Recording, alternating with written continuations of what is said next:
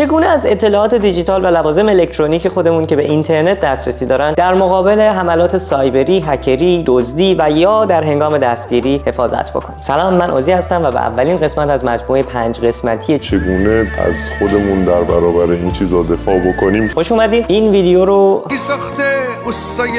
ساخته توسط هیچ ارگانیزیشن، دولت، حکومت، حزب ساپورت میشه، نه به دعوت هیچ کسیه. چند ماه گذشته مجبور شدم خیلی در مورد این مسائل بخونم و اطلاعات زیادی رو از جامعه اوپن سورس جمع کردم و فکر کردم که خیلی خوبه که در دسترس آدم‌های قرار بدم که لازمش دارن. در عصر دیجیتال داریم زندگی می‌کنیم، اما هیچ موقع در مدرسه و هیچ جایی به ما آموزش امنیت اطلاعات ندادن. این اپیزودها مثل پازل میمونن، در کنار هم میتونن به شما یک لایه‌هایی از امنیت رو اضافه بکنن. در غیر این صورت شما همیشه حفره خواهید داشت. اگه نمیدونید اینترنت چیه یا چطوری کار میکنه، بهتون پیشنهاد میکنم این رو ببینید. اینترنت چیه؟ چطوری کار میکنه؟ رو صفحم اون بالای ولی لازمه دیدن این اپیزودا نیست. تایید هویت 2 مرحله‌ای چیه؟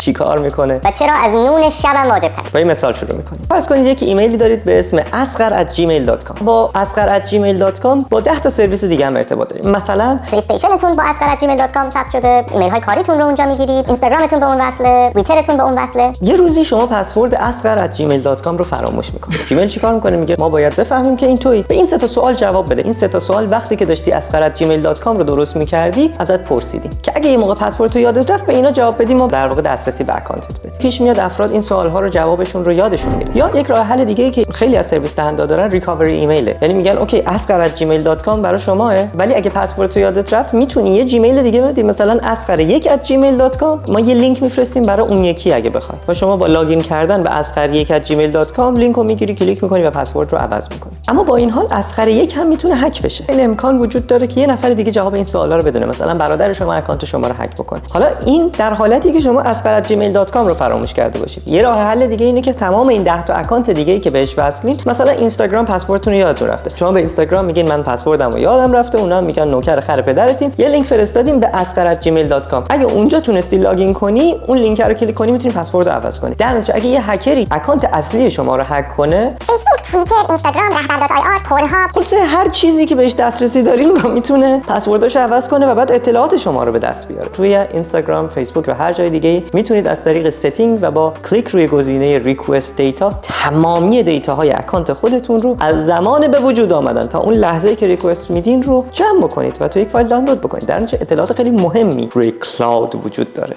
کلاود چیه؟ برین این ویدیو رو ببینید. هک شدن یه پروسه خیلی راحتی نیست، ولی خیلی پروسه راحتی هم هست همزمان. صرفاً یک نفری باید ولکنم به چشاتون گیر بکنه یا چی گفت چش کنم به وشالت گیر میکنه، ولکنم به چشات اتصالی کرده و دلش بخواد اذیتتون بکنه. در اون لحظه شما میتونید اذیت بشید. حالا شرکت‌ها اومدن گفتن انقدر این زیاد شده و دهن ما رو سرویس کردین، ما یه راه حل بهتری پیدا میکنیم. اومدن یک لایه جدیدی از امنیت ایجاد کردن. شما وقتی میخواین مثلا به asghar@gmail.com وارد بشین، یوزرتون رو میزنید، پسوردتون هم میزنید، میگید لاگین. میگه خیلی خوب، ما یک کد برات اس میکنیم. به کجا؟ به موبایلت. شماره موبایل من از کجا داری؟ خودمون رو اول ازت پرسیدیم. وقتی شماره موبایل هستو میگیرن، یک کد میفرستن برای اینجا. به این میگن ساده ترین روش تو فاکتور اتنتیکیتور. یه چیزی هم هست که خیلیامون مثلا برای رمز پویا میشناسیمش. یا خیلی از سرویسایی که استفاده میکنید احتمالاً اینو دارن، مثلا اسنپ و اینا آخرین باری که ایران بودم این سرویس رو داشتن که اس میومد، با اس میتونستی پسورد عوض بکنی. اول این یه باگ اساسی داره. یه باگش اینه که خب اگه گوشیت رو ازت بزنن، دسترسی به اون سیم کارت دارن و تو اون بازه زمانی که شما سیم کارت رو بسوزونید دسترسی داره. اما مشکل بزرگتر این یابوه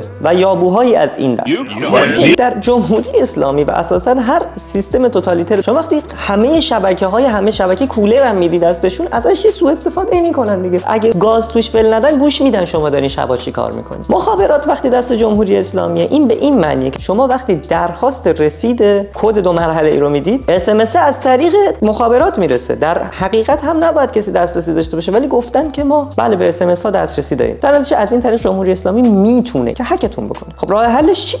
Two Factor Authenticator Apps. اپلیکیشن هایی که کد 2 مرحله‌ای جنریت میکنن، مثلا گوگل Authenticator یا Free OTP. Free OTP آپشن اپلیکیشن اوپن سورس، یعنی یه سری آدمی که داوطلبانه خواستن نشستن روی این پروژه کار کردن و سعی کردن یه چیزی رو تحویل بدن که از نظر امنیتی مولا درزش نره، در عین حال به شرکت، دولت و هیچ جایی هم وصل نباشه. کاری که این اپلیکیشن ها میکنن اینه که شما برای هر وبسایت یا هر سرویسی که میخواید یک اکانت درست بکنید، وقتی برای شما در مورد آپشن تایید هویت دو مرحله‌ای میپرسن، میگین من میخوام از اپلیکیشن استفاده بکنم. میگه خیلی خوب، اپلیکیشن تو باز کن. اپلیکیشن رو که باز میکنی، دوربین گوشیت رو باز میکنی و یک QR کد به شما ارائه میده. شما اون QR کد رو اسکن میکنید و خیلی راحت یک گزینه اونجا ایجاد میشه و شما هر موقع به کد دو مرحله‌ای احتیاج داشته باشید، میتونید اپلیکیشن خودتون رو باز بکنید و یک کد براتون ایجاد میشه و این کد 30 ثانیه فعاله. این راحت ترین کاریه که بدونید اوکی من فقط دسترسی به این دارم. کار رو باز یک لایه سخت‌تر میکنه برای هک شدن. اما یه راه حل دیگه ای همچنان وجود داره. اگه گوشیتون رو بدزدن یا اگه گوشی شما توسط یک بدافزاری هک شده باشه، همچنان میتونن به اون کد دسترسی داشته باشن. توجه بکنین اون کسی که ولکنش به چشاتون گیر کرده تا الان کارش به مراتب سخت‌تر شده، چون شما یک تایید دو مرحله‌ای گذاشتید و در این تایید دو مرحله‌ای اون باید به گوشی شما هم دسترسی داشته باشه. اگر دسترسی به سرورهای مخابراتی نداشته باشه یا گوشی شما رو با بدافزار هک نکرده باشه، کارش سخت شده، خیلی هم سخت شده. حالا اگه اپلیکیشن ایجاد بکنید، شما در مخابرات هم دیگه بستید، اما فقط راه حل میمونه بدافزار. راه حل بعدی کلیدهای امنیتی. این دیگه ته قضیه است. کلیدهای امنیتی یه چیزی مثل فلش مموری میمونن. یه سری عکساشون رو این بالا میذارم. شما وقتی یک سرویسی رو میخواید استفاده بکنید یا اکانتی یه جای درست میکنید، برای تایید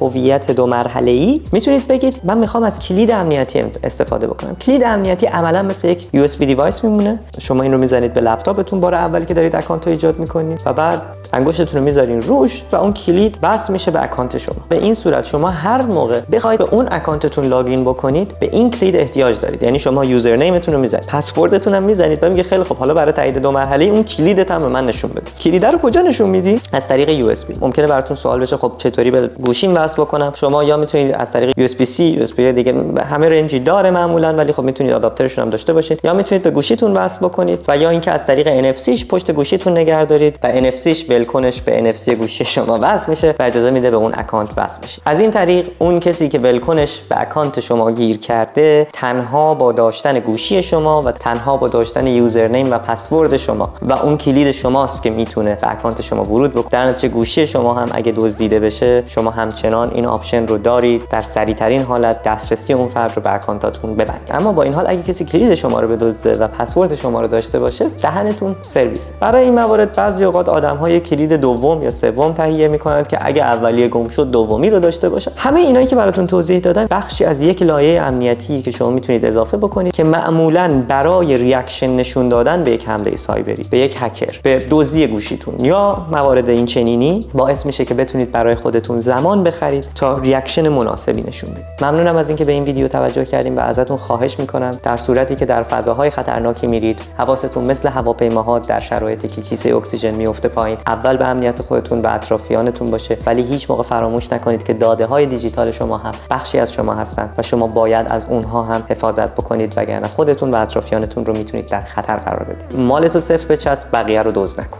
خیلی ربطی هم نداشتیم به اون. این اطلاعاتی هم که جمع کردم تجربیه بیشتر. در نتیجه اگر جایی دارم اشتباه میکنم، نکته‌ای رو اشتباه مطرح کردم، ازتون خواهش میکنم که توی کامنت ها اشتباه من رو گوشزد بکنید. پین میکنم اشتباهات رو که بقیه هم بتونن بخونن. اینی که خلاصه اگه میتونید چیزی رو تکمیل بکنید یا فکر کنید نکته جا افتاده، حتما بگید که هم به بقیه منتقل بشه و هم من توی اپیزودهای بعدی بیارمش و گوشزد بکنم و بتونیم یه مجموعه خوبی رو جمع بکنیم. قربونتون برم، اینو شیر بکنید با بقیه، اپیزودهای بعدی رو ببینید. جان آزادی.